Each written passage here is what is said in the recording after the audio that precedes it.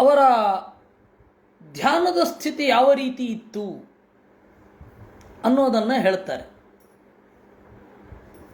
ಪ್ರತ್ಯಕ್ ಧೃತಾಕ್ಷಾಂಭುಜಕೋಶಂ ಈಶದುನ್ಮೀಲಯಂತಂ ವಿಬುಧೋದಯಾಯ.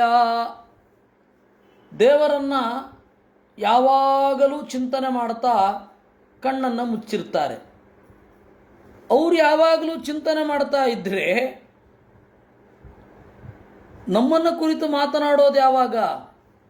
ಅದಕ್ಕೆ ಹೇಳಿದ್ರು ವಿಬುಧೋದಯಾಯ, ದೇವತೆಗಳ ಉತ್ಕರ್ಷಕ್ಕಾಗಿ ಈಶದುನ್ಮೀಲಯಂತಂ, ಅರೆತೆರೆದಿರುವ ಕಣ್ಣಿರುವ ಶೇಷನನ್ನ ನಮಸ್ಕಾರ ಮಾಡಿದ್ರು. ಬಹಳ ಮುಖ್ಯ. ನಾನು ದೇವರನ್ನ ಕುರಿತು ಚಿಂತನೆ ಮಾಡಬೇಕು, ಸರಿ. ಶುದ್ಧವಾದ ಶಾಸ್ತ್ರದಿಂದ ನಾನು ಏನು ಆರಾಧನೆ ಮಾಡ್ತೇನೆ ಅದು ನನ್ನ ಸುತ್ತ ಇರುವವರಿಗೆ ಗೊತ್ತಾಗಬೇಕು. ನಾನು ಹೋಗಿ ಕರೆಯೋದಲ್ಲ, ಅವರೇ ಬಂದಾಗ ಹೇಳಬೇಕು. ಹೇಳಲಿಕ್ಕೆ ತಯಾರು ಅಂತನ್ನೋದನ್ನು ತೋರಿಸೋದು ಹೇಗೆ?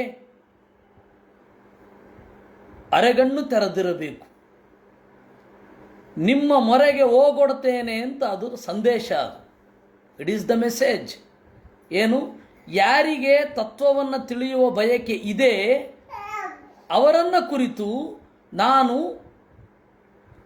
ಹೇಳ್ತೇನೆ ಅಂತ ಅರೆಗಣ್ಣು ತೆರೆದಿದ್ದಾರೆ. ಕಣ್ಣು ಸ್ವಲ್ಪ ಮುಚ್ಚಿದ್ದಾರೆ, ಸ್ವಲ್ಪ ತೆರೆದಿದ್ದಾರೆ. ಕಣ್ಣು ಮುಚ್ಚಿರೋದು ಯಾಕೆ? ಭಗವಂತನನ್ನು ಬಿಟ್ಟು ಬೇರೆ ಸಂಗತಿಗಳನ್ನು ನಾನು ಚಿಂತನೆ ಮಾಡೋದಿಲ್ಲ ಅಂತ. ಕಣ್ಣು ತೆರೆದಿರೋದು ಯಾಕೆ? ಯಾರು ಕೇಳಲಿಕ್ಕೆ ಬರ್ತಾರೆ ಅವರಿಗೆ ಹೇಳ್ತೇನೆ ಅಂತ. ಅದನ್ನು ಎಷ್ಟು ಚಂದ ಹೇಳಿದ್ರು. ಅದನ್ನು ಸವಿಬೇಕು.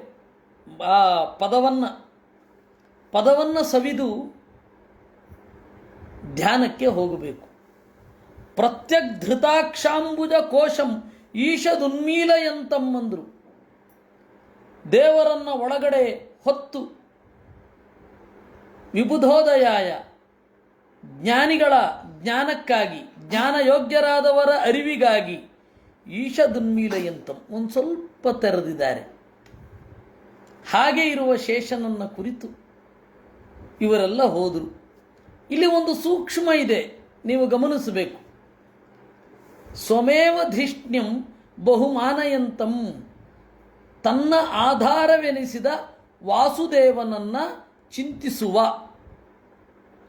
ಶೇಷನನ್ನ ಕುರಿತು ತೆರಳಿದರು. ಇದು ಪಂಚರಾತ್ರಕ್ಕೆ ಹತ್ತಿರವಾದದ್ದು. ಪಂಚರಾತ್ರ ಏನು ಹೇಳುತ್ತೆ? ವಾಸುದೇವಾತ್ ಸಂಕರ್ಷಣೋ ನಾಮ ಜೀವೋ ಜಾಯತೆ ಅಂತಿದೆ. ವಾಸುದೇವನಿಂದ ಸಂಕರ್ಷಣ ಎಂಬ ಜೀವ ಹುಟ್ಟುತ್ತಾನೆ. ವಾಸುದೇವ ರೂಪಿ ಪರಮಾತ್ಮನಿಂದ ಸಂಕರ್ಷಣ ಎಂಬ ಜೀವ ಅಂದರೆ ಜೀವಾಭಿಮಾನಿಯಾದ ಶೇಷ ಹುಟ್ಟುತ್ತಾನೆ ಅಂತ ಅರ್ಥ. ಇದು ಬಹಳ ಜನರಿಗೆ ಕಷ್ಟ ಆಯಿತು ಅರಗಿಸ್ಕೊಳ್ಳಿಕ್ಕೆ. ಅದಕ್ಕೆ ಅವರು ಬ್ರಹ್ಮಸೂತ್ರದಲ್ಲಿ ಉತ್ಪತ್ತ್ಯ ಸಂಭವಾತ್ ಅಂತ ಸೂತ್ರ. ಈ ಉತ್ಪತ್ತ್ಯ ಸಂಭವಾತ್ ಅನ್ನುವ ಸೂತ್ರ ಏನು ಹೇಳುತ್ತೆ? ಪಂಚರಾತ್ರವನ್ನು ನಿರಾಕರಣೆ ಮಾಡುತ್ತೆ ಅಂತ ಬರೆದುಬಿಟ್ರು. ಅದರ ಹಿನ್ನೆಲೆ ಏನು ಅಂತ ಹೇಳಿ ನಮ್ಮ ತ್ರಿವಿಕ್ರಮ ಪಂಡಿತರು ತತ್ವಪ್ರದೀಪದಲ್ಲಿ ಹೇಳ್ತಾರೆ. ಬಿಡಿ, ಅಲ್ಲಿ ಹೇಳುವ ಅದನ್ನು. ಒಂದು ಫಿಲಾಸಫಿಯನ್ನು ಮುಂದೆ ಇಡುವಾಗ ಏನೇನೆಲ್ಲ ದುರುದ್ದೇಶಗಳು ಹೃದಯದಲ್ಲಿ ಮನೆ ಮಾಡಿರ್ತವೆ ಅಂತ ಅವರು ಹೇಳ್ತಾರೆ. ಅದರಲ್ಲಿ ಉತ್ಪತ್ತ್ಯ ಸಂಭವಾತ್ ಅನ್ನುವ ಸೂತ್ರದಲ್ಲಿ ಒಂದು ಥಾಟ್ ಪ್ರೊಸೆಸ್ಸನ್ನು ಜನರಲ್ಲಿ ಮೂಡಿಸಬೇಕು ಅಂತಂದರೆ ಅವರು ಸಾಧಿಸುವ ವಾಮ ಮಾರ್ಗಗಳೇನು ಅಂತಲೂ ಅದರಲ್ಲಿ ಹೇಳ್ತಾರೆ. ಇರಲಿ, ಅದು ನಂತರ ನೋಡೋಣ. ಆ ಪಂಚರಾತ್ರದ ವಾಕ್ಯ ಅಪ್ರಮಾಣ ಅಂದರು. ಅದಕ್ಕೆ ಮಧ್ವರು ಹೇಳಿದರು ಅದು ತಪ್ಪಿಲ್ಲ. ಯಾಕೆಂದರೆ ಸಂಕರ್ಷಣ ಅಂದರೆ ಶೇಷ. ನಾವು ಸಂಕರ್ಷಣ ಅಂದರೆ ಪರಮಾತ್ಮ ಅಂತ ಅನ್ಕೋಬಾರದಲ್ಲ. ಅದಕ್ಕೆ ಸಂಕರ್ಷಣೋ ನಾಮ ಜೀವ ಅಂದರು. ಇನ್ನು ಎರಡನೇ ಉದ್ದೇಶ ಜೀವ ಅಂದರೆ ಜೀವಾಭಿಮಾನಿ ಅಂತ. ಶೇಷ ಜೀವಾಭಿಮಾನಿ, ಅದಕ್ಕೆ ಅವನು ಉಪಸಾಧಕ ಅಂತ. ಅವನೇ ಪಂಚರಾತ್ರದ ಅಭಿಮಾನಿ. ಶೇಷನ ಅನುಗ್ರಹ ಇಲ್ಲದಿದ್ದರೆ ಪಂಚರಾತ್ರದ ಅರಿವು ಬರೋಲ್ಲ. ಕುಬೇರನ ಅನುಗ್ರಹ ಇಲ್ಲದಿದ್ದರೆ ರಾಜ್ಯಶಾಸ್ತ್ರದಲ್ಲಿ ಆಸಕ್ತಿ ಮೂಡೋಲ್ಲ. ಒಂದೊಂದು ಲಿಟರೇಚರ್ಗೆ ಒಬ್ಬೊಬ್ಬ ದೇವತೆಗಳು ಅಭಿಮಾನಿಗಳಾಗಿ ಇದ್ದಾರೆ. ಅದರಲ್ಲಿ ಆಳವಾಗಿ ಹೋಗಿ ದೇವರು ಅನ್ನುವ ಬೇಸನ್ನು ತಲುಪಬೇಕಾದರೆ ಈ ದೇವತೆಗಳ ಅನುಗ್ರಹ ಬೇಕು. ಆ ತರಹದ ವಿದ್ಯಾಭಿಮಾನಿ ದೇವತೆಗಳಲ್ಲಿ ಒಬ್ಬ ಶೇಷ. ಪಂಚರಾತ್ರ ಮನೋಮಾನಿ ಅಂತ ಹೇಳ್ತಾರೆ. ಈ ತರಹದ ಶೇಷನನ್ನು ಕುರಿತು ಎಲ್ಲರೂ ಕೂಡ ಋಷಿಗಳು ಅವನನ್ನು ಚಿಂತಿಸಿದರು, ಕೇಳಿದರು ಪ್ರಶ್ನೆ. ಇನ್ನು ಯಾವ ರೀತಿ ಇದ್ದರು ಅವರು ಅದನ್ನು ಹೇಳ್ತಾರೆ. ಸ್ವರ್ಧನ್ಯುದಾರೈ ಸ್ವಜಟಾಕಲಾಪೈ ಉಪಸ್ಪೃಶಂತಂ ವಿಬುಧೋದಯಾಯ ಉಪಸ್ಪೃಶಂತಶ್ಚರಣೋಪಧಾನಂ ಪದ್ಮಂ ಯದರ್ಚಂತಿ ಅಹಿರಾಜಕನ್ಯಾಃ ಸಪ್ರೇಮ ನಾನಾ ಬಲಿಭಿಃ ವರಾರ್ಹಾಃ. ಆಕಾಶಗಂಗೆಯಲ್ಲಿ ಮಿಂದು ತೊಟ್ಟಿಕ್ಕುವ ಉದ್ದವಾದ ಕೂದಲಿರುವ ನಾಗಕನ್ಯೆಯರೆಲ್ಲ ಅವನ ಅಡಿದಾವರೆಗಳನ್ನಿಟ್ಟ ಪೀಠಕ್ಕೆ ತಲೆಯನ್ನು ತಾಗಿಸುತ್ತಾರೆ. ಅಂತಹ ಶೇಷ ಇವರೆಲ್ಲರಿಂದ ಆರಾಧ್ಯನಾಗಿರುವ, ಇವರೆಲ್ಲರಿಂದ ಪೂಜೆಗೊಳ್ಳುವ ಶೇಷನನ್ನ ಈ ಮುನಿಗಳು ಪ್ರಶ್ನೆ ಮಾಡಿದರು. ಮುಹುರ್ಗೃಣಂತೋ ವಚಸಾನುರಾಗ ಸ್ಖಲತ್ಪದೇನಾಸ್ಯ ಕೃತಾನಿ ತಜ್ಞಾಃ ಕಿರೀಟ ಸಾಹಸ್ರಮಣಿ ಪ್ರವೇಕ ಪ್ರದ್ಯೋತಿತೋದ್ದಾಮ ಫಣಾಸಹಸ್ರಂ. ಈ ಎಲ್ಲ ನಾಗಲೋಕದಲ್ಲಿರುವ ಅರಿತವರು, ನಾಗಲೋಕದಲ್ಲಿರುವ ಅರಿತ ಮಂದಿ ಪ್ರೇಮದಿಂದ ತಡವರಿಸುವ ಮಾತಿನಿಂದ ಈ ಸಂಕರ್ಷಣನ ಕ್ರಿಯೆಗಳನ್ನೆಲ್ಲ ಹೊಗಳುತ್ತಾ ಅದನ್ನು ಅಂತರ್ಯಾಮಿಗೆ ಸಮರ್ಪಣೆ ಮಾಡ್ತಾ ಇರ್ತಾರೆ.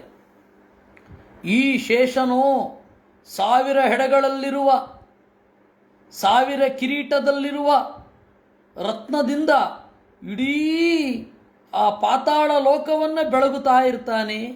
ಆ ತರಹದ 1000 ಹೆಡೆಗಳಿರುವ ಶೇಷನನ್ನು ತಮ್ಮ ಮಾತಿನಿಂದ ಹೊಗಳುತ್ತಾ ಈ ಎಲ್ಲ ವೈಭವಕ್ಕೆ ಕಾರಣ ಅವನ ಅಂತರ್ಯಾಮಿ ಅಂತ ಚಿಂತನೆ ಮಾಡ್ತಾ ಇರ್ತಾರೆ. ಅಂತಹ ವೈಭವದಿಂದ ಕೂಡಿದ ಶೇಷನನ್ನು ಇವರೆಲ್ಲರೂ ಪ್ರಶ್ನೆ ಮಾಡಿದರು. ಪ್ರೋಕ್ತಂ ಕಿಲೈತತ್ ಭಗವತ್ತಮೇನ ನಿವೃತ್ತಿ ಧರ್ಮಾಭಿರತಾಯತೇನ ಸನತ್ಕುಮಾರಾಯ ಸಚಾಹ ಪೃಷ್ಟಃ ಸಾಂಖ್ಯಾಯನಾಯಾಂಗ ಧೃತೌರತಾಯ. ಪ್ರೋಕ್ತಂ ಕಿಲೈತತ್ ಭಗವತ್ತಮೇನ, ಈ ಶೇಷದೇವರು ನಿವೃತ್ತಿ ಧರ್ಮಾಭಿರತಾಯ, ಯಾವ ಬಯಕೆಯೂ ಇಲ್ಲದೆ ಧರ್ಮವನ್ನು ಆಚರಣೆ ಮಾಡುವ ಸನತ್ಕುಮಾರನಿಗೆ ಹೇಳಿದ್ದಂತೆ. ಶೇಷದೇವರು ಸನತ್ಕುಮಾರ ಎನ್ನುವ ಋಷಿಗೆ ಹೇಳಿದರು. ಆ ಸನತ್ಕುಮಾರ ಬೇರೆ ಯಾರೂ ಅಲ್ಲ, ದೇವರ ಮಗನಾಗಿ ಕಾಮ, ಬ್ರಹ್ಮನ ಮಗನಾಗಿ ಸನತ್ಕುಮಾರ, ರುದ್ರನ ಮಗನಾಗಿ ಷಣ್ಮುಖ. ಈಗ ಅರ್ಥ ಆಯ್ತಲ್ಲ ನಾಗಬನದಲ್ಲಿ ಶೇಷನನ್ನು ಯಾಕೆ ಆರಾಧನೆ ಮಾಡೋದು ಅಂತ. ನಾಗಬನದಲ್ಲಿ ಸ್ಕಂದನನ್ನು ಮತ್ತು ಶೇಷನನ್ನು ಆರಾಧನೆ ಮಾಡ್ತಾರೆ. ಬಹಳ ಜನ ಏನು ಅಂದ್ಕೊಂಡಿದ್ದಾರೆ, ಸುಬ್ರಹ್ಮಣ್ಯ ಅಂದರೆ ಅದು ನಾಗರಾಜನ ಹೆಸರು ಅಂತ. ಅಲ್ಲ, ಅದು ಸುಬ್ರಹ್ಮಣ್ಯ ಅಂತಂದರೆ ಸ್ಕಂದ. ಆ ಸ್ಕಂದನಿಗೂ ಮತ್ತು ಶೇಷನಿಗೂ ಒಂದು ಅವಿನಾಭಾವವಾದ ಸಂಬಂಧ ಇದೆ.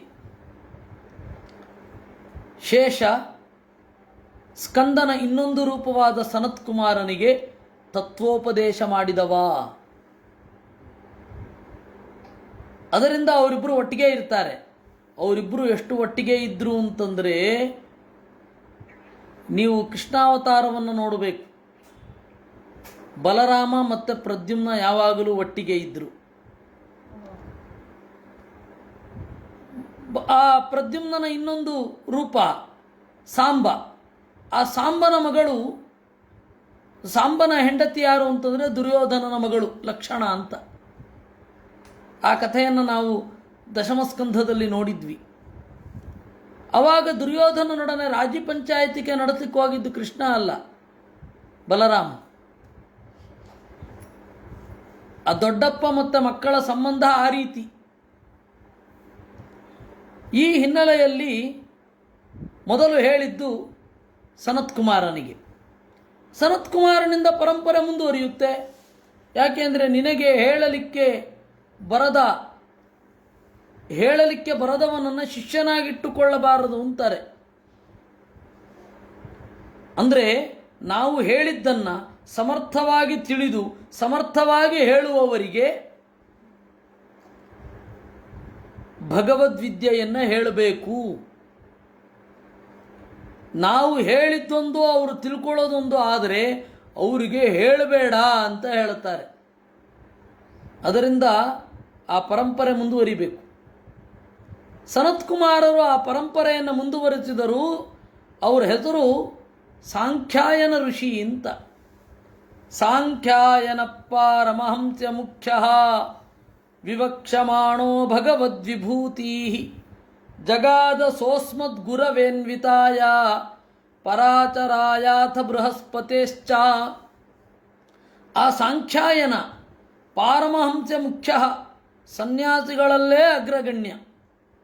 ಅಂತಹ ಸನ್ಯಾಸಿಗಳಲ್ಲಿ ಅಗ್ರಗಣ್ಯನಾದ ಆ ಸಾಂಖ್ಯಾಯನ ದೇವರ ಮಹಿಮೆಯನ್ನು ಹೇಳಿದ್ದು ನನ್ನ ಗುರು ಪರಾಶರರಿಗೆ ಮತ್ತೆ ಬೃಹಸ್ಪತಿಗೆ. ಪ್ರೋವಾಚ ಮಹ್ಯಂ ಸದಯಾಳುರುಕ್ತಃ ಮುನಿಪುಲಸ್ತ್ಯೇನ ಪುರಾಣಮಾದ್ಯಂ ಸೋಹಂ ತವೈತತ್ ಕಥಯಾಮಿ ವತ್ಸ ಶ್ರದ್ಧಾಳವೇ ನಿತ್ಯ ಮನೋರಥಾಯ. ಆ ಪರಾಶರರು ಪುಲಸ್ತ್ಯರ ಅನುಗ್ರಹದಿಂದ ನನಗೆ ನುಡಿದರು ವಿಷ್ಣು ಪುರಾಣವನ್ನು ಮತ್ತು ಈ ಭಾಗವತವನ್ನು ನಾನು ನಿನಗೆ ಹೇಳ್ತೇನೆ. ಪರಾಶರರು ನನಗೆ ಹೇಳಿದ್ದು ವಿಷ್ಣು ಪುರಾಣ, ನಾನು ನಿನಗೆ ಹೇಳ್ತಾ ಇರೋದು ಭಗವಂತನ ಆದೇಶದಿಂದ ಭಾಗವತ ಪುರಾಣದ ಒಂದು ಭಾಗ. ಅದರಿಂದ ಈ ಪರಂಪರೆ ಇದೆ. ಸೋಹಂ ತವೈತತ್ ಕಥಯಾಮಿ ವತ್ಸ ಶ್ರದ್ಧಾಳವೇ, ನಿನಗೆ ಶ್ರದ್ಧೆ ಇದೆ, ನಾನು ಹೇಳಿದ್ದರಲ್ಲಿ ವಿಶ್ವಾಸ ಇದೆ. ಶ್ರದ್ಧಂದರೆ ಆಸ್ತಿಕ್ಯ ಬುದ್ಧಿ ಇದೆ ಅನ್ನುವ ವಿಶ್ವಾಸ. ಶ್ರದ್ಧಾ ಅಂತಂದರೆ ಆ ವಿಶ್ವಾಸ. ಶ್ರದ್ಧಾಳು ಅಂತಂದರೆ ಅದನ್ನೇ ಜೀವಧರ್ಮವಾಗಿ ಹೊಂದಿರುವವ. ಈ ವರ್ಣದಿಂದ ಪ್ರತಿಪಾದ್ಯವಾದ ಅರ್ಥ ಇದಕ್ಕಿದೆ ಅನ್ನುವ ವಿಶ್ವಾಸದಿಂದ ಈ ಗ್ರಂಥದಲ್ಲಿ ಪ್ರತಿಪಾದ್ಯವಾದ ವಸ್ತು ಇದೆ ಅನ್ನುವ ಒಂದು ವಿಶ್ವಾಸ ಯಾರಿಗಿರುತ್ತೆ ಅವನನ್ನು ಶ್ರದ್ಧಾಳು ಅಂತ ಕರೀತಾರೆ. ಯಾಕೆಂದರೆ ಈ ಪದಕ್ಕೆ ಈ ಅರ್ಥ ಇದೆ, ಅದನ್ನು ನಾವು ಒಪ್ಪಲೇಬೇಕು. ಪದಕ್ಕೆ ಆ ಅರ್ಥ ಇದ್ದ ಮೇಲೆ ಆ ಪದಾರ್ಥ, ಪದದಲ್ಲಿ ದೋಷ ಬರೋದು ಯಾರ ದೋಷದಿಂದ? ವಕ್ತೃವಿನ ದೋಷದಿಂದ. ಪದವೇ ಅಪ್ರಮಾಣ ಅಲ್ಲ. ಒಬ್ಬ ಸುಳ್ಳು ಹೇಳ್ತಾನೆ ಅಂತಂದರೆ ಪದ ಅಪ್ರಮಾಣ ಅಲ್ಲ, ಆ ಪದದಲ್ಲಿ ಸುಳ್ಳು ಅನ್ನೋ ದೋಷ ಬಂದದ್ದು ಹೇಳುವವನಿಂದ. ನದಿಯ ತೀರದಲ್ಲಿ 5 ಹಣ್ಣಿದೆ ಹೋಗು ಅಂತ ಒಬ್ಬ ಹೇಳ್ತಾನೆ, ಅವನು ಹೋಗ್ತಾನೆ, ಅಲ್ಲಿ ಹಣ್ಣಿರಲ್ಲ, ಸುಳ್ಳು ಅನ್ನುವ ದೋಷ. ಪದಕ್ಕೆ ಆ ಅರ್ಥವೇ ಇಲ್ಲವೋ ಅಥವಾ ಇವನು ಹೇಳಿದಂತೆ ಅಲ್ಲಿಲ್ವೋ. ಅದರಿಂದಾಗಿ ಪದಕ್ಕೆ ಅದೇ ಅರ್ಥ ಇಲ್ಲವೇ ಇಲ್ಲ ಅಂತ ಹೇಳಲಿಕ್ಕೆ ಬರಲ್ಲ. ಯಾಕೆ ಅಂದರೆ ಪ್ರಾಮಾಣಿಕರಾದವರು ಹೇಳಿದಾಗ ಅಲ್ಲಿ ಹೋಗಿ ನೋಡಿರ್ತಾನೆ, ಇರತ್ತೆ, ತಗೊಂಡು ಬಂದಿರ್ತಾನೆ. ಅದರಿಂದ ಮಾತಿನಲ್ಲಿ ದೋಷ ಬರೋದು ಹೇಳುಗರಿಂದ. ಮಾತೇ ದುಷ್ಟ ಅಲ್ಲ ಅಂದ ಮೇಲೆ ವಾಕ್ಯವನ್ನು, ಶಬ್ದವನ್ನು ಪ್ರಮಾಣವಾಗಿ ಸ್ವೀಕರಿಸಿ ಮುಂದುವರಿಬೇಕು. ಹಾಗೆ ಶ್ರದ್ಧೆ ಇಟ್ಟುಕೊಂಡವ ಶ್ರದ್ಧಾಳು. ಅಂತಹ ಶ್ರದ್ಧಾಳುವಾಗಿರುವ ನಿನಗೆ ನಾನು ಹೇಳ್ತೇನೆ. ಉದಪ್ಲುತಂ ವಿಶ್ವಮಿದಂ ಯದಾತೀತ್ ಯನ್ನಿದ್ರಯಾಮೀಲಿತ ದೃಂಗ್ವ್ಯಧಾರಯತ್ ಅಹೀಂದ್ರತಲ್ಪೇಧಿ ಶಯಾನ ಏಕಃ ಕೃತಕ್ಷಣ ಸ್ವಾತ್ಮರತಾವನೀಹ. ನೋಡು, ಅವರು ಹೇಳಿದ್ದನ್ನು ನಿನಗೆ ಹೇಳ್ತೇನೆ. ಉದಪ್ಲುತಂ ವಿಶ್ವಮಿದಂ ಯದಾಸೀತ್, ಇಡೀ ಈ ಪ್ರಪಂಚ ಉದಪ್ಲುತಮಾಸೀತ್, ನಿಷ್ಕ್ರಿಯವಾಗಿತ್ತು. ಯಾವ ರೀತಿಯ ಕ್ರಿಯೆಯೂ ಇರಲಿಲ್ಲ, ಋತುಗಳ ಬದಲಾವಣೆ ಇರಲಿಲ್ಲ, ಕಕ್ಷದಲ್ಲಿ ಸ್ಥಿರವಾಗಿ ನಿಂತಿರಲಿಲ್ಲ, ಏನೂ ಇರಲಿಲ್ಲ. ಎನ್ನಿದ್ರಯಾ ಮೀಲಿತ ದೃಂಗ್ವ್ಯಧಾರಯತ್, ನಿದ್ರೆಯಿಂದ, ಯೋಗ ನಿದ್ರೆ, ನಿದ್ರಾ ಮುದ್ರೆಯನ್ನು ಹೊತ್ತು ಒಬ್ಬ ಇದ್ದ, ಅವನೊಬ್ಬನೇ. ಅಹೀಂದ್ರತಲ್ಪೆ ಅಧಿಶಯಾನ ಏಕಃ, ಶೇಷಶಾಯಿಯಾಗಿ ಮಲಗಿದ್ದ. ಕೃತಕ್ಷಣ, ಕಾಲ ಬರಲಿ ಅಂತ ಕಾಯ್ತಾ ಇದ್ದ. ಈ ಸೃಷ್ಟಿಯಿಂದ ಅವನಿಗೇನು ಆಗಬೇಕಾದದ್ದಿಲ್ಲ. ಯಾಕೆ ಅಂದರೆ ಈಗಾಗಲೇ ಅವನಿಗೆ ಆ ಆನಂದ ಸಿಕ್ಕಿಯಾಗಿತ್ತು. ಸ್ವಾತ್ಮರತೌ ಅನೀಹ, ಆನಂದ ಬೇಕು ಅಂತ ಸೃಷ್ಟಿ ಮಾಡ್ತಾ ಇದ್ದದ್ದಲ್ಲ, ಆನಂದ ಈಗಾಗಲೇ ಅವನಿಗಿತ್ತು. ಸೋಂತಃ ಶರೀರೇರ್ಪಿತಭೂತ ಸೂಕ್ಷ್ಮ ಕಾಲಾತ್ಮಿಕಾಂ ಶಕ್ತಿ ಮುದೀರಯಾಣ ಉವಾಸ ತಸ್ಮಿನ್ ಸಲಿಲೆ ಪದೇ ಸ್ವೇ ಯಥಾನಲೋ ದಾರುಣಿರುದ್ಧವೀರ್ಯ. ಅವನು ಈ ಭೂತ ಸೂಕ್ಷ್ಮಗಳನ್ನೆಲ್ಲ ಹೃದಯದ ಒಳಗಡೆ ಇಟ್ಟುಕೊಂಡಿದ್ದ, ಕಾಲವನ್ನು ಕಾಯ್ತಾ ಇದ್ದ. ಯಾಕೆಂದರೆ ದೇವರೇ ಕಾಲ ಬರದೆ ಏನೂ ಮಾಡೋದಿಲ್ಲ. ಕಾಲ ಬರಬೇಕು. ಯಾಕೆಂದರೆ ನಾವು ಅದನ್ನು ನೋಡ್ತೇವೆ. ಈಗ ಮಗುವಿಗೆ ಒಂದು ಲೆಕ್ಕ ಹಾಕಿ ನಾವು ಇಷ್ಟು ಗ್ರಾಮ್ ತಿನ್ನಿಸಿದರೆ ಈ ಮಗುವಿಗೆ ಇಷ್ಟು ಗ್ರಾಮ್ ಸಾಕು ಇಷ್ಟು ಬೆಳಿಲಿಕ್ಕೆ. ಆ ಗ್ರಾಮು ಎಲ್ಲ ಒಟ್ಟಿಗೆ ಒಂದು ವರ್ಷಕ್ಕೆ ಎಷ್ಟು ಲೆಕ್ಕ ಹಾಕಿಬಿಟ್ಟು ಒಂದೇ ದಿವಸದಲ್ಲಿ ತುರುಕಿದ್ರೆ ಒಂದು ದಿವಸದಲ್ಲಿ ಒಂದು ವರ್ಷ ಬೆಳೆಯುವಷ್ಟು ಮಗು ಬೆಳೆಯುತ್ತೆ ಅಂತನ್ನೋದು ಅಸಂಗತ ಅಲ್ವೇ?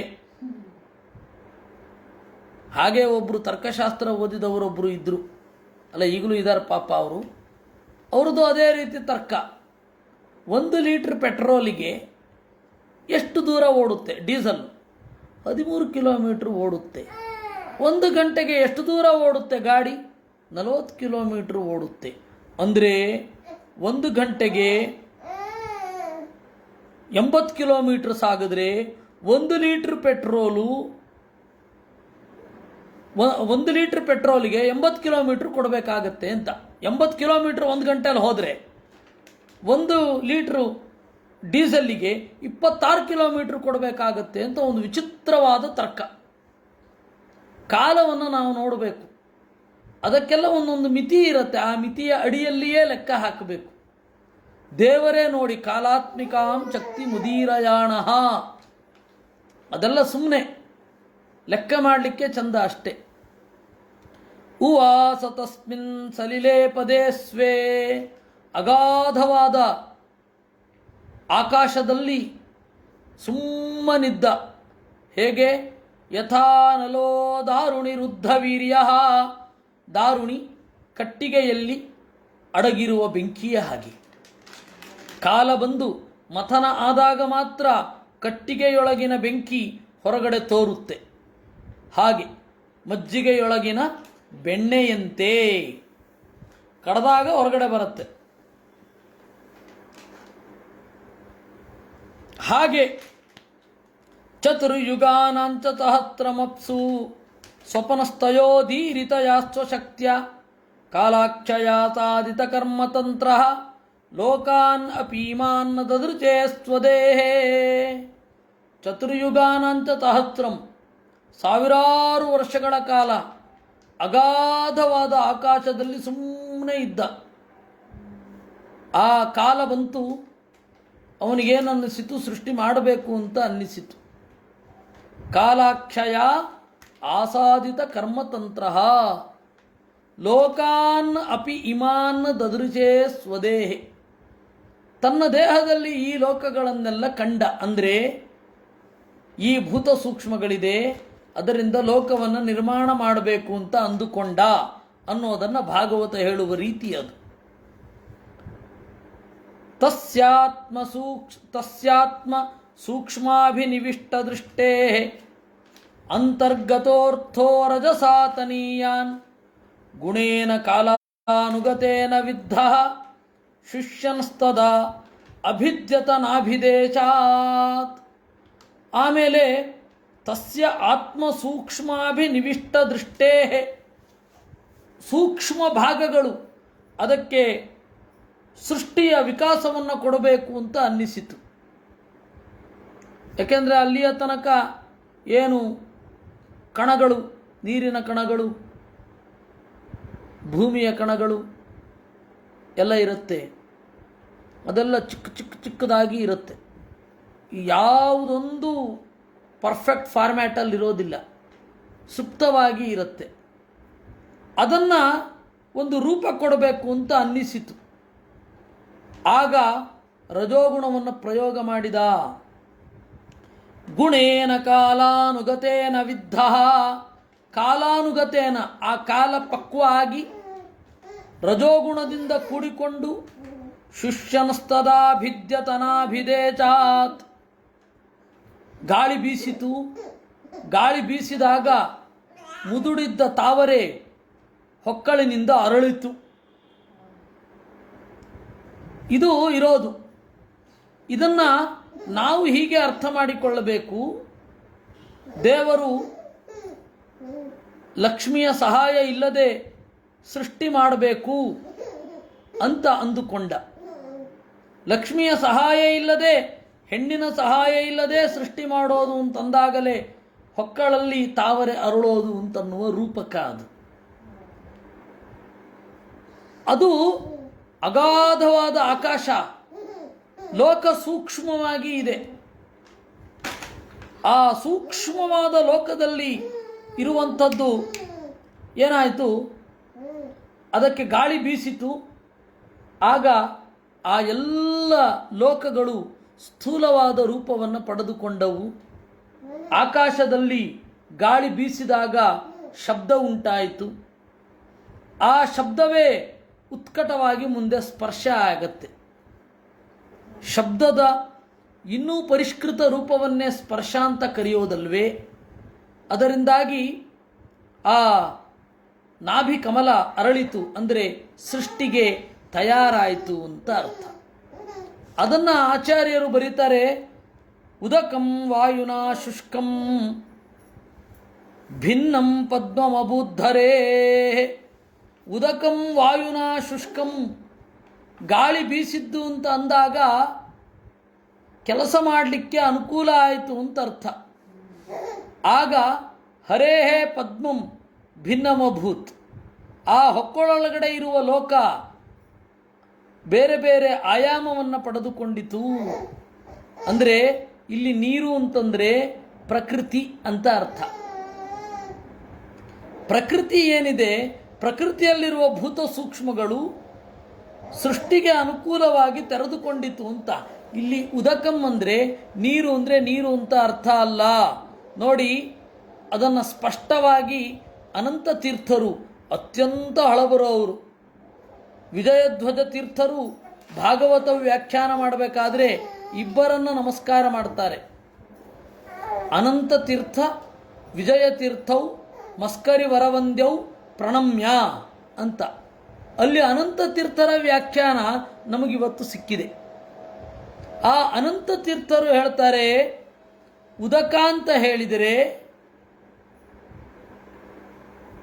ಪ್ರಕೃತಿ, ಉದಕ ರೂಪ ಪ್ರಕೃತ್ಯಾಖ್ಯೋಯ ಪದಾರ್ಥ ಸ ತದಾ ಕಾಲಾನುಗತೇನ ಸೃಷ್ಟಿಕಾಲ ಪ್ರೇರಿತೇನ ರಜಸ ಗುಣೇನ ಅನುವಿದ್ಧ ಪ್ರೇರಿತ ವಾಯುನಾ ಶುಷ್ಕ ನಾಭಿದೇಶಾತ್ ಪದ್ಮತಯ ಅಭಿದ್ಯತ ಉದಪದ್ಯತ.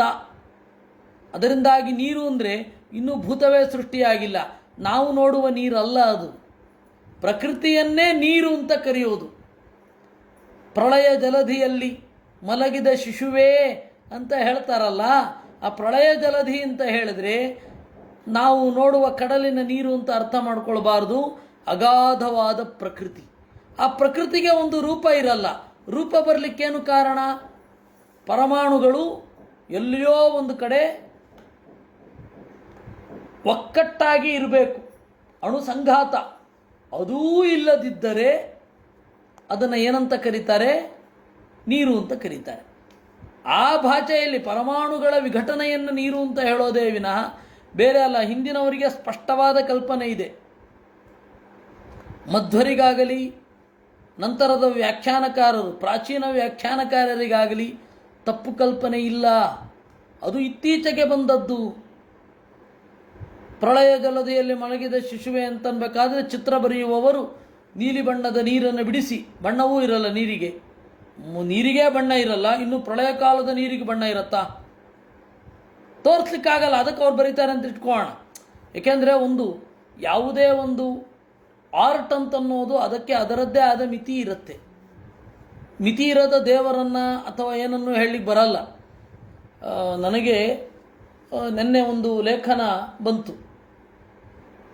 ಮಧ್ವಾಚಾರ್ಯರು ಅಂತ ಹೇಳಿ ಒಂದು ಚಲನಚಿತ್ರ ಇದೆ, ಅದರಲ್ಲಿ ತೀರಾ ಕೆಟ್ಟದಾಗಿ ತೋರಿಸಿದ್ದಾರೆ ಅಂತ. ಅದರಲ್ಲಿ ಅವರಿಗೆ ಸೆಲ್ಯುಲಾಯ್ಡ್ ಮೀಡಿಯಾ ಹೇಗೆ ಕೆಲಸ ಮಾಡುತ್ತೆ ಅನ್ನೋದೇ ಗೊತ್ತಿರಲ್ಲ. ಅಲ್ಲಿ ಒಂದು ಘಟನೆ ಇದೆ. ನೀರು, ಒಬ್ಬ ರಾಜ ಇರ್ತಾನೆ. ಆ ರಾಜ ಏನು ಮಾಡ್ತಾನೆ?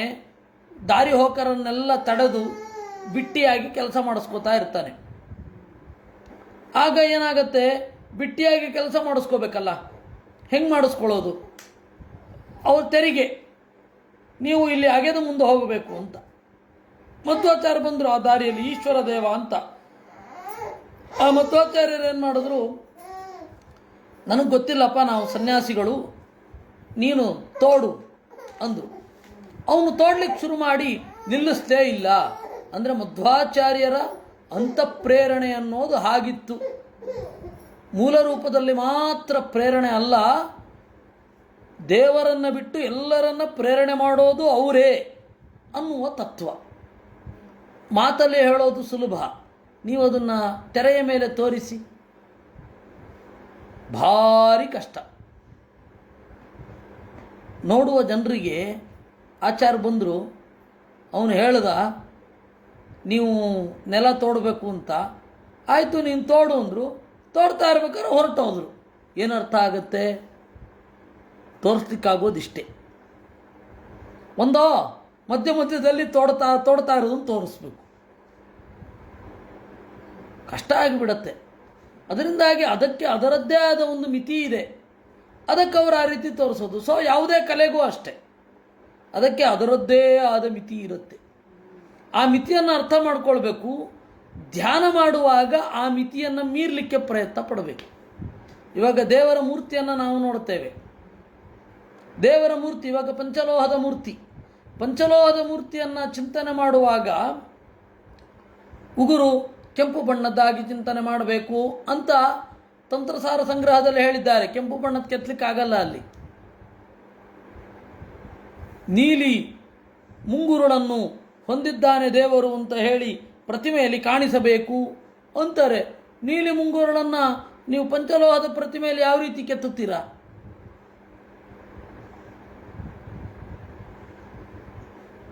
ಅಗಲವಾದ ಕೆಂಪಾದ ಕಣ್ಣನ್ನು ಚಿತ್ರಿಸಬೇಕು ಅಂತ ಹೇಳಿದ್ದಾರೆ. ಚಿತ್ರದಲ್ಲಿ ಕರೆಕ್ಟು, ಶಿಲ್ಪದಲ್ಲಿ ಕಷ್ಟ. ಯಾಕೆಂದರೆ ಇರೋದೇ ಪಂಚಲೋಹ. ಪಂಚಲೋಹದ ಪ್ರತಿಮೆ ಬಿಟ್ಟು ಇನ್ನೇನಿದೆ? ಇನ್ಯಾವುದೂ ಇಲ್ಲ.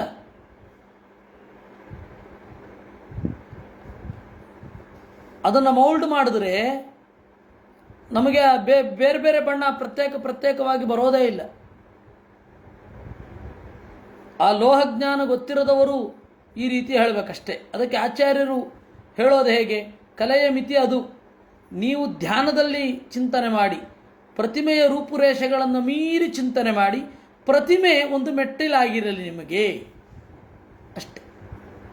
ಯಾಕೆ ಹೇಳಿದೆ ಅಂತಂದರೆ, ನೀರಿನಲ್ಲಿ ಮಲಗಿದ ಭಗವಂತ ಅಂತ ಚಿತ್ರಿಸಬೇಕಾದ್ರೆ ನೀರನ್ನು ಚಿತ್ರಿಸೋದು ಹೇಗೆ? ನೀಲಿ ಬಣ್ಣನೇ ಕೊಡಬೇಕು.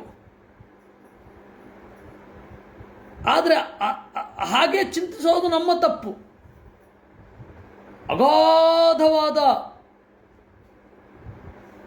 ಒಂದು ಖಾಲಿ ಜಾಗವನ್ನು ಚಿಂತಿಸಿ ಅಲ್ಲಿ ದೇವರಿರ್ತಾನೆ ಅಂತ ಯೋಚನೆ ಮಾಡುವ ಶಕ್ತಿ ಬರಬೇಕು ನಮಗೆ ಧ್ಯಾನದಲ್ಲಿ.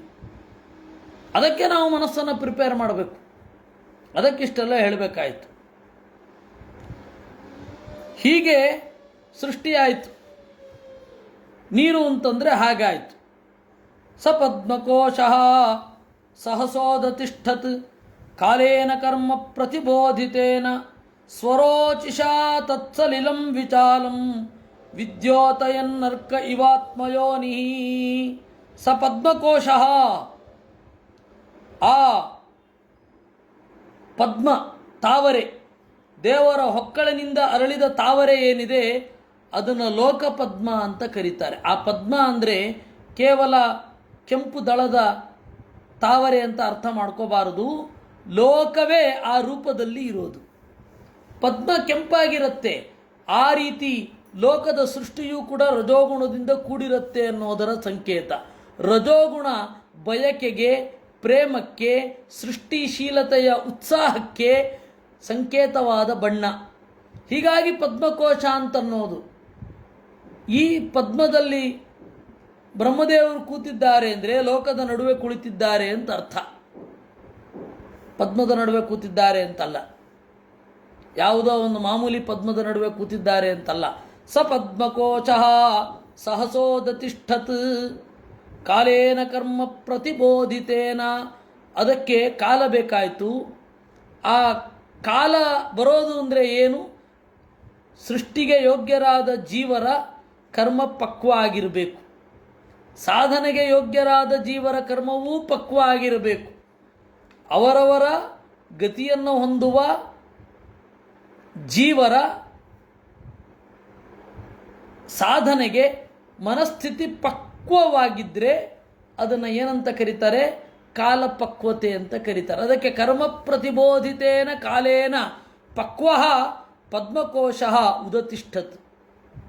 ಅಲ್ಲಿ ಒಬ್ಬ ಮೂಡಿ ಬಂದ. ಅವನ ಹೆಸರು ಆತ್ಮಯೋನಿ. ಆತ್ಮಯೋನಿ ಅಂದರೆ, ಆತ್ಮ ಅಂದರೆ ಭಗವಂತ, ಭಗವಂತನ ಮಗ. ಆತ್ಮಯೋನಿ ಅಂದರೆ ಬ್ರಹ್ಮದೇವರು ಎದ್ದು ಬಂದರು. ಸ್ವರೋಚಿಷಾ ತತ್ಸಲಿಲಂ ವಿಚಾಲಂ ವಿದ್ಯೋತಯನ್. ಆ ಇಡೀ ಕಮಲ, ಇಡೀ ಪದ್ಮ ಅಂದರೆ 14 ಲೋಕಗಳು ಸ್ಥೂಲವಾಗಿ ಏನು ನಿರ್ಮಾಣ ಆಗಿದ್ದವು ಅದನ್ನೆಲ್ಲ ಬೆಳಗಿದ ಅಂತೆ ತನ್ನ ಬೆಳಗಿನಿಂದ. ಯಾಕೆಂದರೆ ಅವಾಗ ಸೂರ್ಯ ಇರಲಿಲ್ಲ. ಬೆಳಗಿದ್ದು ಹೆಂಗೆ ಗೊತ್ತಾಗಬೇಕು? ಸೂರ್ಯ ಇಲ್ಲದ ಕಾಲವನ್ನು ನಾವಿವತ್ತು ಊಹಿಸ್ಕೊಳ್ಳಿಕ್ಕೆ ಸಾಧ್ಯ ಇಲ್ಲ. ಅದಕ್ಕೆ ಧ್ಯಾನದಲ್ಲಿ ಆ ಸೂರ್ಯನ ಪ್ರಭೆ ನಮ್ಮ ಕಣ್ಣಿನಿಂದ ಆಚೆ ಸರಿದು ಅದರೊಳಗಡೆ ಇರುವ ದೇವರು ಕಾಣಲಿ ಅಂತ ಪ್ರಾರ್ಥನೆಯೇ ಉಪನಿಷತ್ತಿನಲ್ಲಿ ಅದು. ಹಿರಣ್ಮಯೇನ ಪಾತ್ರೇಣ ಸತ್ಯಸ್ಯಾಪಿ ಹಿತಂ ಮುಖಂ ತತ್ವಂ ಪೂಚನ್ನಪಾವೃಣು ಸತ್ಯಧರ್ಮಾಯ ದೃಷ್ಟಯೇ ಅಂತ. ಅದರಿಂದ ಇಡೀ ಪದ್ಮಕೋಶವನ್ನು ಬೆಳಗಿದ. ಆತ್ಮಯೋನಿ ಅಂತನ್ನುವುದಕ್ಕೆ ಆಚಾರ್ಯರು ಹೇಳಿದ್ರು ಆತ್ಮ ವಿಷ್ಣು ಅಸ್ಯ ಯೋನಿ ಅಂತ. ತಲ್ಲೋಕಪದ್ಮಂ ಸೌಯೇವ ವಿಷ್ಣು ಪ್ರಾವೀವಿಶತ್ ಸರ್ವಗುಣಾವಭಾಸಂ ತಸ್ಮಿನ್ ಸ್ವಯಂ ವೇದಮಯೋ ವಿಧಾತ್ಮ ಸ್ವಯಂಭುವಂ ಯಂ ಪ್ರವದಂತಿತೋಭೂತ್. ಅದನ್ನೇ ಇನ್ನಷ್ಟು ಸ್ಪಷ್ಟಗೊಳಿಸ್ತಾರೆ. ತಲ್ಲೋಕಪದ್ಮಂ, ಆ ಲೋಕವೆಂಬ ಪದ್ಮವನ್ನು ಸ ಉ ಏವ ವಿಷ್ಣು. ಸ ಉ ಏವ, ಆ ಉ ಅಂದರೆ ಏವ ಅಂತ, ಮತ್ತೆ ಅದು ಏವ. ವೇದದಲ್ಲಿ ಉ ಅಂತಂದರೆ ಅವನೇ. ಅದೇ ಲೌಕಿಕ ಸಂಸ್ಕೃತದಲ್ಲಿ ಏವ ಅಂತ ಆಗಿದ್ದು. ಸ ಉ ಏವ ವಿಷ್ಣು, ಅದೇ ವಿಷ್ಣುವೇ. ಪ್ರಾವೀವಿಶತ್ ಸರ್ವಗುಣಾವಭಾಸಂ, ಗಂಧ ಶಬ್ದ ಸ್ಪರ್ಶ ರೂಪ ರಸ ಗಂಧವೆಂಬ ಎಲ್ಲ ಪಂಚಭೂತಗಳ ಗುಣಗಳನ್ನು ತೋರಿಸುವ, ಅದನ್ನು ಒಳಗೊಂಡ ಲೋಕವನ್ನು ಪ್ರವೇಶ ಮಾಡಿದ. ಅವನು ಪ್ರವೇಶ ಮಾಡಿದಾಗ ಅವನ ಸನ್ನಿಧಾನ ಇರುವ ವೇದಮಯೋ ವಿಧಾತ ಹಿರಣ್ಯಗರ್ಭ, ವೇದಗರ್ಭ, ಬಂಗಾರವನ್ನು ತನ್ನ ಒಡಲೊಳಗೆ ಇಟ್ಟುಕೊಂಡವ. ಬಂಗಾರ ಯಾವುದು ಅಂತಂದರೆ ದೇವರು ಹಿರಣ್ಯ. ಹಿರಣ್ಯ ಅಂದರೆ ಹಿತಂಚ ರಮಣೀಯಂಚ ಹಿರಣ್ಯ ಮಿತಿ ಕೀರ್ತಿತಂ ಅಂತ. ಯಾವುದು ಹಿತವೋ ಯಾವುದು ಚಂದವೋ ಅವನು ಹಿರಣ್ಯ. ಆ ತರಹ ಹಿತವೂ ರಮಣೀಯವೂ ಆಗಿರುವ ದೇವರನ್ನು ಒಳಗೊಂಡವ. ಹಿತವೂ ರಮಣೀಯವೂ ಆದಿದ್ದು ವೇದ ಕೂಡ, ಅದರಿಂದಾಗಿ ವೇದಮಯ. ಅಂತಹ ವೇದಗರ್ಭ ಬ್ರಹ್ಮದೇವ ಅಲ್ಲಿ ತೋರಿಕೊಂಡ. ಅವನನ್ನು ಸ್ವಯಂಭುವ ಅಂತ ಕರೀತಾರೆ. ಸ್ವಯಂ ಅಂದರೆ ದೇವರು, ದೇವರಿಂದ ಹುಟ್ಟಿದವ ಸ್ವಯಂಭುವ. ಪದ್ಮ ಸಂಸ್ಥಾ ಧರೆಸ್ತತ್ರ ಬ್ರಹ್ಮಾಜನಿ ಚತುರ್ಮುಖ ಇತಿ ಚ ಸರ್ವಗುಣಾಮಭಾತಂ ಪೃಥಿವ್ಯಾತ್ಮಕಂ. ಸರ್ವಗುಣಾಮಭಾತಂ ಅಂದರೆ ಭೂಮಿ ಅಂತ ಅರ್ಥ, ಭೂಮ್ಯಾತ್ಮಕವಾದದ್ದು. ಪೃಥಿವ್ಯಾಂ ಹಿ ಶಬ್ದಾದಯ ಸರ್ವೇ ಅವಭಾತಂತೆ ಎಂದರು ಆಚಾರ್ಯರು. ಭೂಮಿಯಲ್ಲಿ ಎಲ್ಲ ಶಬ್ದ ಸ್ಪರ್ಶ ರೂಪರಸಗಂಧಾದಿಗಳು ಇರ್ತದೆ. ತಸ್ಯಾಸನ ವಿಧಾನಾರ್ಥಂ ಪೃಥಿವೀ ಪದ್ಮಮುಚ್ಯತೆ ಇತಿ ಚ ಮೋಕ್ಷಧರ್ಮೇಶು. ಅಂದರೆ ಪದ್ಮ ಅಂದರೆ ಎಲ್ಲ ಲೋಕ, ವಿಶೇಷತಃ ಭೂಮಿ. ಪೃಥಿವಿ ಅಂತಂದರೆ ಎಲ್ಲ ಗುಣಗಳಿಂದ ವಿಶಾಲವಾದದ್ದು ಅಂತ. ಎಲ್ಲ ಗುಣ ಅಂದರೆ ಶಬ್ದ ಸ್ಪರ್ಶ ರೂಪರಸ ಗಂಧ, ಅವುಗಳನ್ನೆಲ್ಲವನ್ನು ಒಳಗೊಂಡದ್ದನ್ನು ಪೃಥಿವಿ ಅಂತ ಕರೀತಾರೆ. ಅದನ್ನೇ ಪದ್ಮ ಅಂತ ಕರೆಯೋದು. ದೇವರು ಬ್ರಹ್ಮದೇವರು ಪದ್ಮಾಸನ ಅಂತಂದರೆ, ಕಮಲಾಸನ ಅಂತಂದರೆ ಅದರಲ್ಲಿ ನೆಲೆಗೊಂಡವ ಅಂತ ಅರ್ಥ. ಕಮಲಾಸನ ಅಂದರೆ ಕೆರೆಯಲ್ಲಿ ಇದ್ದ ಒಂದು ಕಮಲದ ಮೇಲೆ ಕೂತ್ಕೊಂಡಿರ್ತಾನೆ ಅಂತಲ್ಲ. ಇದರ ಸ್ಪಿರಿಟ್ಟೇ ಅರ್ಥ ಆಗದೆ ಒಬ್ಬ ಹೇಳಿದ, ಏನ್ರಿ ಅಷ್ಟು ಪುಟ್ಟ ಕಮಲದಲ್ಲಿ 4 ಮೋರೆ ಹೊತ್ತ ಬ್ರಹ್ಮದೇವ್ರನ್ನ ಯಾಕೆ ಕೂಡಿಸ್ತೀರಾ ಅಂತ. ಅದು ಸಂಕೇತ ಅಪ್ಪ, ಅರ್ಥ ಮಾಡ್ಕೊಳ್ಳಿ ಅಂತ ಮಾಡೋದು. ಶಿಲ್ಪ ಆಗಲಿ, ಪ್ರತಿಮೆ ಆಗಲಿ, ಚಿತ್ರ ಆಗಲಿ, ಅದು ಸಂಕೇತ. ಆ ಸಂಕೇತವನ್ನು ಅರ್ಥೈಸಿಕೊಳ್ಳಬೇಕು ನಾವು. ಅದರಿಂದ ಮೋಕ್ಷಧರ್ಮ ಪರ್ವದಲ್ಲಿ ಅಂದರೆ ಮಹಾಭಾರತದಲ್ಲಿ ಪದ್ಮ ಅಂದರೆ ಪೃಥಿವ್ಯಾತ್ಮಕ, ಪೃಥಿವಿ ಅಂತಂದರೆ ಎಲ್ಲ ಗುಣಗಳ ನೆಲೆ ಅಂತ ಹೇಳಿದ್ದಾರೆ. ಅಂತಹ ಕಡೆ ಬ್ರಹ್ಮದೇವರು ಇದ್ದಾರೆ. ತಸ್ಯಾಂ ಸತಾಂಬೋರುಹಕರ್ಣಿಕಾಯಾಂ ಅವಸ್ಥಿತೋ ಲೋಕಮಪಶ್ಯಮಾನಃ ಪರಿಕ್ರಮನ್ ವ್ಯೋಮ್ನಿ ವಿವೃತ್ತ ನೇತ್ರಃ ಚತ್ವಾರಿ ಭೇಜೇನುದಿಶಂ ಮುಖಾನಿ. ಅಂತಹ ಪದ್ಮದಲ್ಲಿ ಕುಳಿತುಕೊಂಡು ಬ್ರಹ್ಮದೇವರು 4 ದಿಕ್ಕಿನಲ್ಲಿ ನೋಡಿದರಂತೆ. 4 ಮೋರೆ ಆಯಿತು ಅಂದರೆ ಏಕಕಾಲಕ್ಕೆ ಎಲ್ಲ ಕಡೆ ನೋಡಬಲ್ಲವರು. ವಿಶ್ವತಶ್ಚಕ್ಷು ಅನ್ನುವ ದೇವರ ಉಪಾಸನೆಯಿಂದ ಅಂತೆ ಆದವರು ಅಂತ ಅದು ಸಂಕೇತ. 4 ಮುಖ ಇದೆ, 4 ಮುಖ ಇದೆ. 4 ಮುಖದ ಸಂಕೇತ ಸರ್ವಜ್ಞತ್ವ, ಅದು ಇದೆ. 4 ಮುಖದ ಸಂಕೇತ ಸಾಕ್ಷಾತ್ ದೃಷ್ಟೃತ್ವ, ಎಲ್ಲವನ್ನೂ ನೇರವಾಗಿ ನೋಡುವವರು, ಅದು ಇದೆ. 4 ಮುಖ ಭೌತಿಕವಾಗಿಯೂ ಇದೆ. ಪ್ರಶ್ನೆ ಮಾಡೋದು ಬುದ್ಧಿವಂತಿಕೆ ಅಂತ ಬಹಳ ಜನ ಅಂದುಕೊಂಡಿದ್ದಾರೆ. 4 ಮುಖ ಹೇಗಿರ್ಲಿಕ್ಕೆ ಸಾಧ್ಯ, ನಾವೀಗ ಯಾರನ್ನೂ ನೋಡಲ್ಲ ಅಂತ. ಅಯ್ಯೋ, ಏನು ಮಾಡಲಿಕ್ಕಾಗತ್ತೆ?